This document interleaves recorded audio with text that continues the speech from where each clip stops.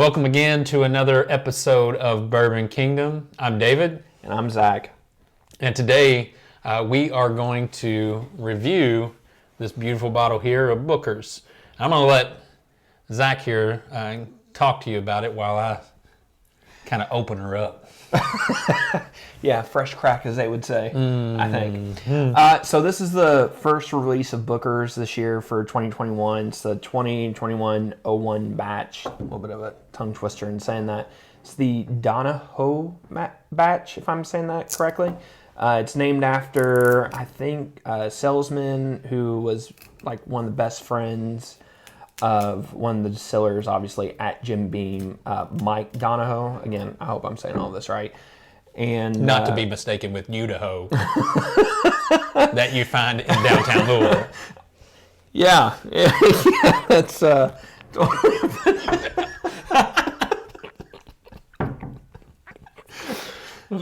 right, go ahead. Talk about whatever you want to talk about. I'm just excited about this Donohoe batch. So, anyways, yeah, it's named after one of the retired salesmen, and I don't even know where else we go from here. So, yeah, named after one of the retired salesmen, who I think originally, like I said, was just best friends of one of the distillers. I think there's some long, complicated story because of marketing, and yeah, but either way, it's we'll see how it goes. I am traditionally not the biggest fan of Booker's. I've had a couple other bottles I've really liked. I've liked the rye and a couple other really special releases that they've came out with. Traditionally, not really the biggest Booker's fan. I don't know if you've ever even had one. Nope, this is the first one. This will be a running theme because he gets way better bourbon than I get for some reason. He's quite the little hunter. I just ride his coattails. We're only friends so that I can drink his bourbon. That's iffy. That's yeah. On the friends part. So, right. Well, I'm gonna pop. I keep him around because he can edit and I can't edit. Yeah. So ready? Yep. Not bad crack. Not bad. Not bad. Not a bad crack at all. Let her breathe for a minute.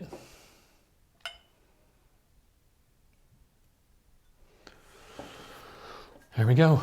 Booker's. So, a little bit about this bottle here. So it's 125.3 proof, and it's been aged for 6 years, 11 months, and 4 days. So about 7 years. About 7 years. A little shy of 7 years. Just a little. What a lot of people are talking about online is the price point of this has went up, and a lot of people are obviously upset because price points went up. The rumor is that the distillery didn't raise the price on it. It came from the distributor. Now, I don't know how that works, how they can decide to make more money and the distillery can't, because I mean, obviously, yeah, I'm like, not sure. I don't know how that works. But supposedly that's the rumor. Don't know if that's true or not. Yeah. But I felt fairly fortunate. I got mine for $69.99 when the MSRP is $89.99, and I've heard some people saying that they're paying around $100 for it. So we'll see. Is this worth? We'll see if it's even worth the basically $70 I paid for it. We don't know. First off, you can really kind of. I mean, it's spicy. Like you get some good like spice to it when you smell it. I'm not getting. Hold on. I'm taking a drink of water, by the way, because I was literally eating Ruffles Lay's potato chips beforehand. Yeah, that's probably not a bad idea. So I'm like, why am I seriously tasting something that's very, very salty? I'm actually smelling Ruffles still. Yeah. The vanilla's in there too. Yeah, so I definitely get like a vanilla, like peanut. Maybe it's just the burn in my nostrils that I'm smelling the spice.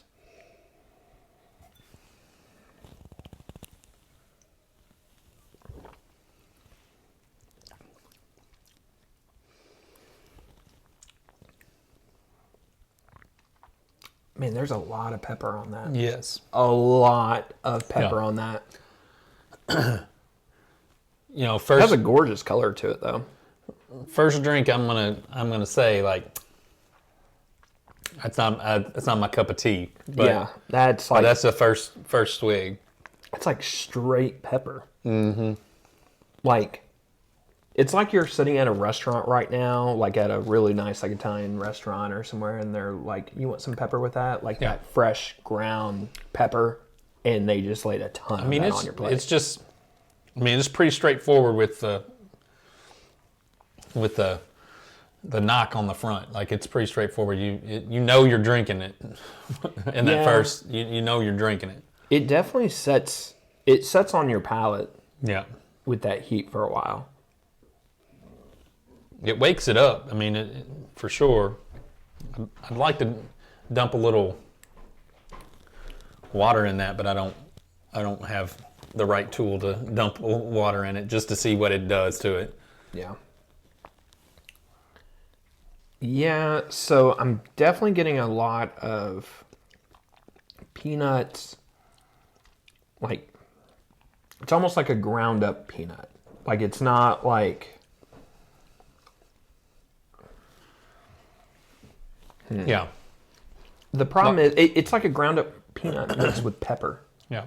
And a little bit of like something sweet in there.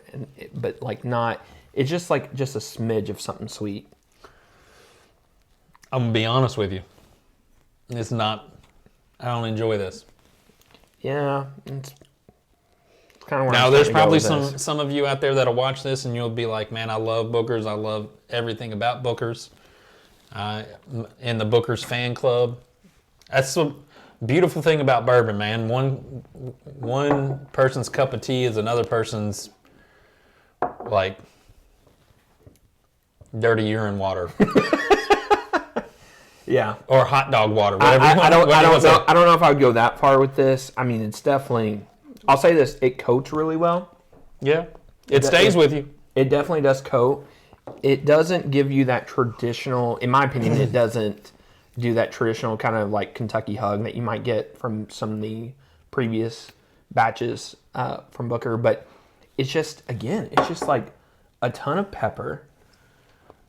And that's kind of it. Yeah, it doesn't feel complex at all. Like you're not like I'm trying to. You're not getting much to it. No, like I'm trying to hunt for these notes, and there's just not. It's honestly just really straightforward. It's like a ground up kind of peanut, or like nut, kind of like shell, but it's like not like salty or anything else like that. And I think that sweetness I'm getting is like just like a hint of maybe like a, I don't want to say peanut butter, but like maybe like a smidge of like chocolate or something in there, but it's not, it's not a lot. Yeah. Not a fan? Nah. Well, I mean, I could drink it. I bet if I put like a single little ice cube in it or something, it'd probably open it up in a different way. Well, I don't, maybe. I mean, what are you really evolving from if it's just straight pepper? I don't know. I don't know either. Yeah, you might be like, right. I don't feel like I'm getting really right. any other kind of baking spice from it or any other kind of like spices that are mixed in there. So for me, this is not one that I would spend probably $39 on. But that's just me. I would much rather, from our last video, I'd much rather have the Michter Sour Mash or something like that, that I actually enjoy drinking more, and I don't have to pay $89.99 or upwards of $100 for something that looks cool. I mean, you got to hand it to Booker's, man. They know how to bottle and they know how to package it in a way that makes people want it. Yeah. Because there's not many cooler packaging out there than Booker's, and so like. Yeah, I mean, you get a nice. It looks good on a shelf. Yeah, it looks good on a shelf when it's packaged, and you get the nice little card with the story and stuff like that. But yeah, so far this is not. This is not doing it for me. Yeah. Like now. Traditionally, you get 4 releases every year, and I think last year they did 3 releases of it. This came out a little bit later than what is normal, I think, for Booker's. So I don't know if we're getting another 3 releases or if it's going to be 4 or not. Yeah. But of course, I'll buy the other ones, so we'll be able to test and compare we'll see. and see what we like and dislike. But yeah, I think for right now, I think this is going to be a pass for me as well. Yeah. I just think it's a lot of money. Like even if you can find it at the $69.99 range, it's not the $89.99. If you're finding it for that, like there's still a lot of other bottles that you could buy at that price range and cheaper. That's just a lot better. Yeah. That's just an overall better experience. So. Yeah, I would agree. And Toasted barrel proof of Elijah Craig. Yeah. Not even several others that several. are in there. Those are just to name a couple that are just great to drink. So sure. But yeah, so basically, it's both yeah. me. I think I would pass too. Yeah. You're not missing out on anything. I think with getting this release, I would say if you're a hardcore Jim Beam fan. If you see us at the bar or at a restaurant, sure, go ahead and try it. But I've been somebody in the past who's even liked certain Booker batches that have came out, and I don't find this very enjoyable at all. Okay. So, well, no, we don't need to harp on them all day long. Booker's is a good. They got a good name, so we don't want to spend too much time dogging them. It's just this one's just not our cup of tea. Maybe your cup of tea, which is again, like we said, it's the beautiful thing about bourbon. So, till the next time, this is Bourbon Kingdom, and we're signing off. But before we do, like, comment, subscribe, the important things that help out our channel, a little bit. Go to YouTube, subscribe to our channel. Somebody go put a sign up in your front yard saying, hey, come sign up to follow us. We'll let you drink bourbon with us free if you do that. So no promises on any of that. Yeah. So, but yeah. See you guys next time. See you.